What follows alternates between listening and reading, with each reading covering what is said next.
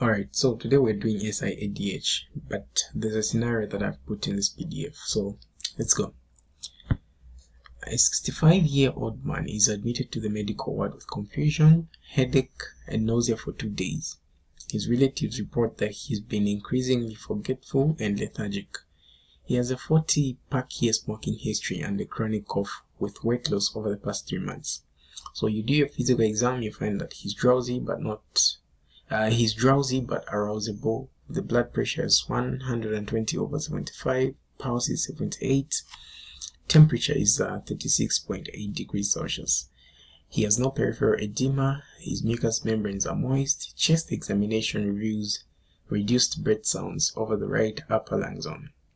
So your initial investigations show that serum sodium is 118 millimoles per liter, serum osmolality is 225 milliosmoles per kg, urine osmolality is 45 millimoles per liter, thyroid function tests are normal, and morning cortisol is normal.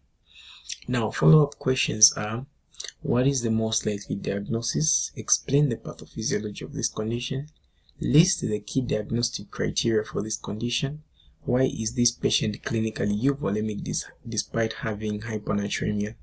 Identify 2 possible underlying causes in this patient. And what further investigations would you request to identify the underlying cause? Outline the immediate management of this patient.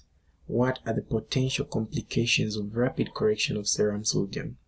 What long-term management options are available for this condition? And lastly, but not the least, how would management differ if this patient presented with seizures? Now, let's dive right into the topic. So, SIADH, or syndrome of inappropriate antidiuretic hormone, is caused by disordered hypothalamic pituitary secretion or ectopic production of ADH. Now, ectopic, it means it's being produced from a site it's not supposed to be produced from.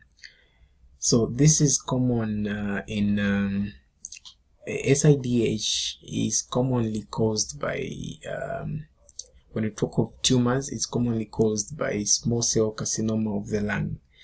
Now, coming back to the definition again, we're saying this is caused by excess ADH secretion despite normal or low plasma osmolality, leading to water retention, dilution or hyponatremia, as well as euvolemia. So the normal ADH physiology is that it's secreted in response to raised plasma osmolality and blood volume pressure. So normally ADH acts on the V2 receptors. Remember the anatomy of your nephrons. So you have the collecting ducts there that have got V2 receptors where vasopressin acts. So vasopressin is the other name for ADH. So aquaporins there have to open for water to be reabsorbed. So the pathophysiology of SIADH is ADH will be first secreted, and remember we were just talking about aquaporins. So ADH will act on the V2 receptors in the collecting ducts, aquaporin channels will open, and then water will be reabsorbed. So the reabsorption of water is what will lead to plasma being diluted. So that dilution also leads to an expansion at the same time. So plasma becomes diluted, sodium concentration falls, remember, because you are reabsorbing water but not reabsorbing sodium. So it's just water. So when you look at the ratio of sodium and water, the ratio changes because you are absorbing more water than you are reabsorbing sodium. So sodium concentration falls. There is mild volume expansion, this I've already said, and this mild expansion of the volume suppresses aldosterone. Keep this point in mind, it's very, very important, because we're saying aldosterone is responsible for water reabsorption. So now, because we have suppressed aldosterone, which is responsible for sodium reabsorption, what will happen next is the kidney starts to excrete that sodium, and this leads to natriuresis and euvolemic hyponatremia. Now, when you look at the causes of SIADH, there are a lot. It's not just small cell carcinoma of the lung.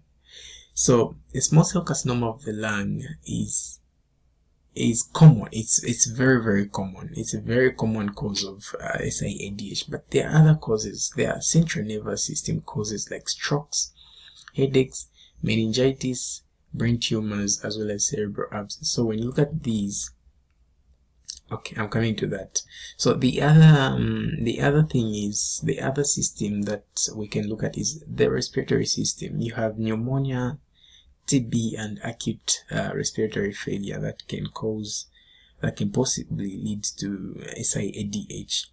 Drugs may include opiates, selective serotonin reuptake inhibitors, carbamazepine, or carbamazepine, depending on where you come from, clopramide, as well as vincristine.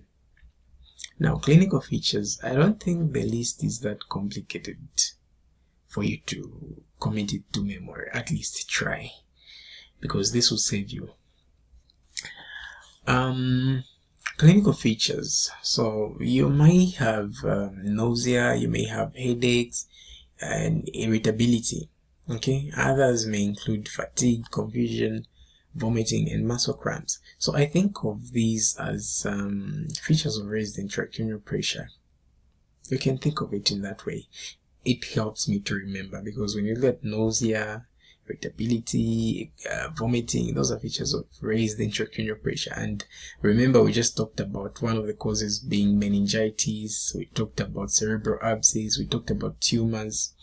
All right, so others are muscle cramps, confusion, and vomiting. But in severe forms of SIADH, you're going to have these things that I have highlighted being added to the list.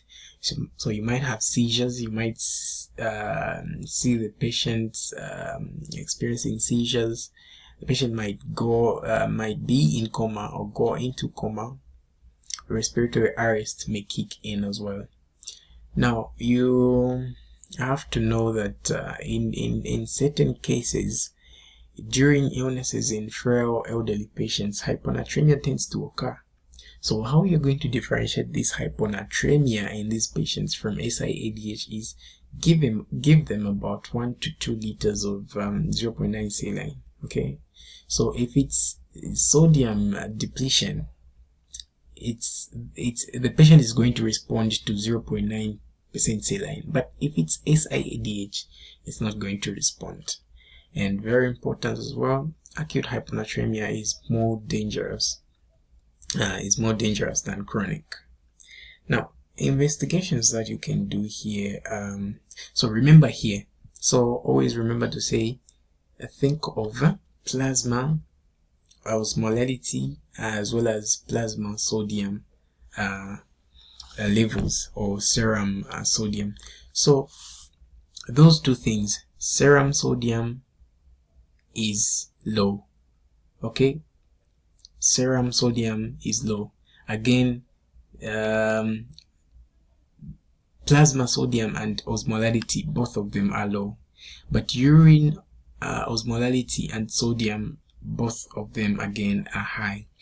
And normal other things that you're going to find in SIADH is normal renal, adrenal, and thyroid function. Okay, think of these organs: the kidney, the adrenal gland, and the thyroid. Then there might be absent hypokalemia. Okay, there will be absent hypokalemia, hypotension, and hypovolemia. All right. Now, principles of management.